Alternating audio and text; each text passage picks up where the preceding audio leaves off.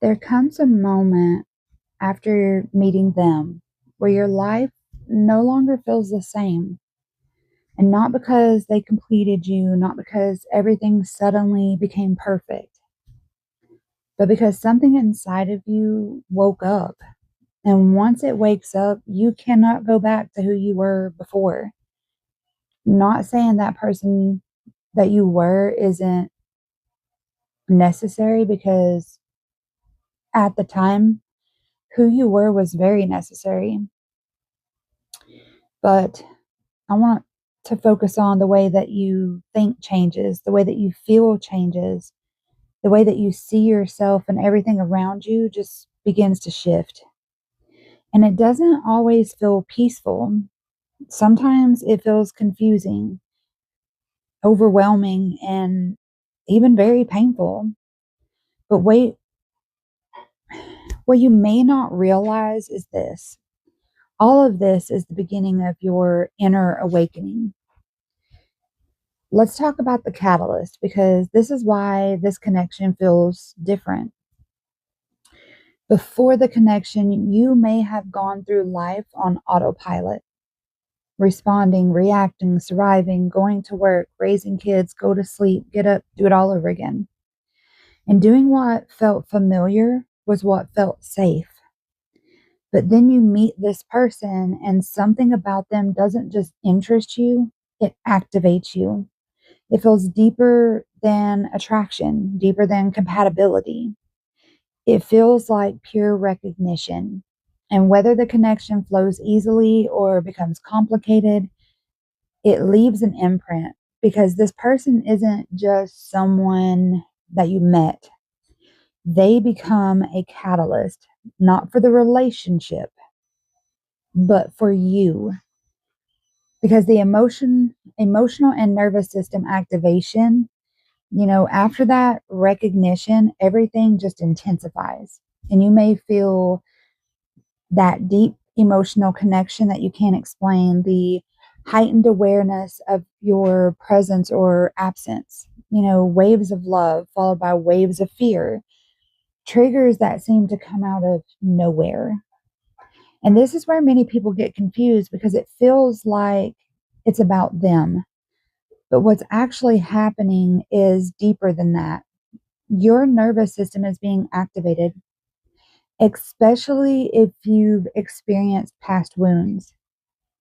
This connection doesn't just bring up love, it brings up everything that has been unresolved. The fear of abandonment, the fear of rejection, fear of not being enough. So while it feels like they're the cause, they are actually revealing what was already there.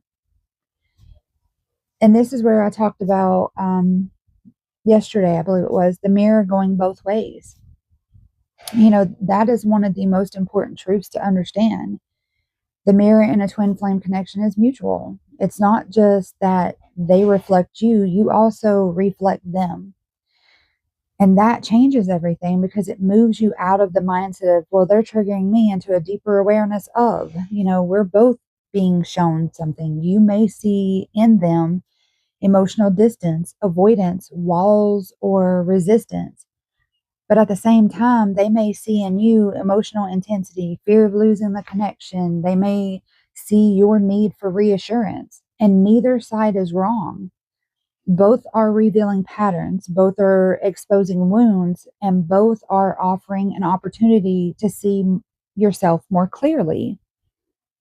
But let's be very clear about something. This is not about blaming them, and it's not about blaming yourself. And it is absolutely not an excuse for unhealthy behavior, because you can recognize the mirror and still choose boundaries. You can understand the connection and still choose self respect. You see, the breakdown of who you thought you were, as this connection unfolds, something deeper begins to happen, because the version of you that you've been operating as starts to feel unstable. And you begin to notice the way that you abandon yourself, the ways that you seek validation, and you will figure it out by how you're trying to get them to validate you, your feelings. You're trying to get them to show up for you. Even the patterns that you've repeated in relationships starts to become very clear to you, and you can't hide from it anymore. And it can feel overwhelming because now you see it, and once you see it, you really cannot unsee it. And this is where the awakening deepens, because it's no longer about them. It's about who you are when you are triggered, who you are when you feel fear, who you are when you are asked to grow. You see, the separation and the turning inward for many people, there comes a point where the connection shifts and there's distance, silence, and separation. And I think everybody I've ever spoke to on this journey has said these are the things that happen. I even experienced it. And this can feel like everything is falling apart. But in reality, this is where the awakening becomes real. Because without their constant presence, you are left with yourself, your thoughts, your emotions, your patterns. And this is the most important part.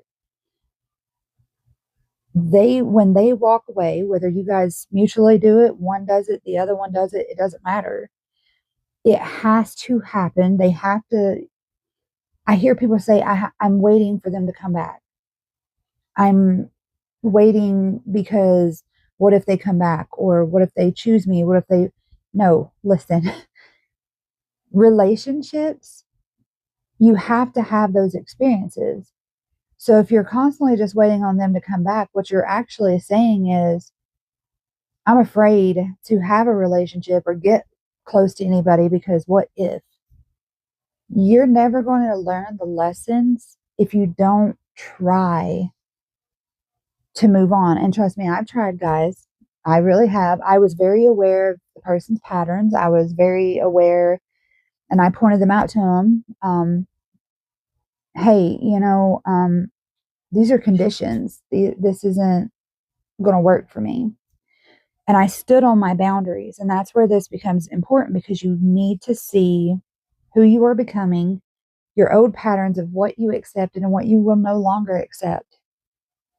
These are all points that are going to help you grow. So do not be afraid to step back out there and learn, because, this is where the focus changes. It's from trying to understand them to finally understanding yourself. And you need those experiences. So let's look at the beginning of self-connection, because this is the part that doesn't get talked about enough. The awakening isn't about chasing the connection. It's about reconnecting with yourself. Again, you begin to sit with your emotions instead of avoiding them. You regulate your reactions instead of being controlled by them. And you listen to your intuition instead of ignoring it. And slowly you start to feel something different, not the intensity of the connection anymore, but the steadiness within yourself. And that's when everything's going to begin to shift for you. You see, the real purpose of the awakening is that the twin flame connection is not here to complete you. It's here to awaken you, to show you what you've been carrying, what you've been avoiding, and who you truly are beneath all of it.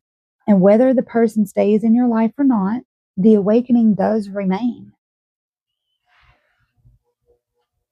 So if you're in this space right now where everything feels intense, confusing, or just uncertain, I want you to understand this.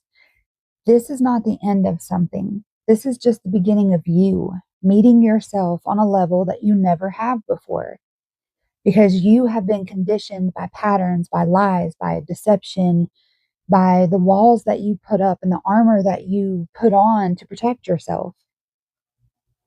Because the walls you hide behind really do keep you from the experiences of life. So if this resonated with you, I want you to take a moment to reflect. What has this connection revealed to you? Not about them, you. Because that's where your power is, and that's where your awakening truly begins. So if you guys are also resonating with this and it's first time hearing one of my videos, subscribe to the channel. Go through the playlist. Start listening. But I will see you guys in the next video.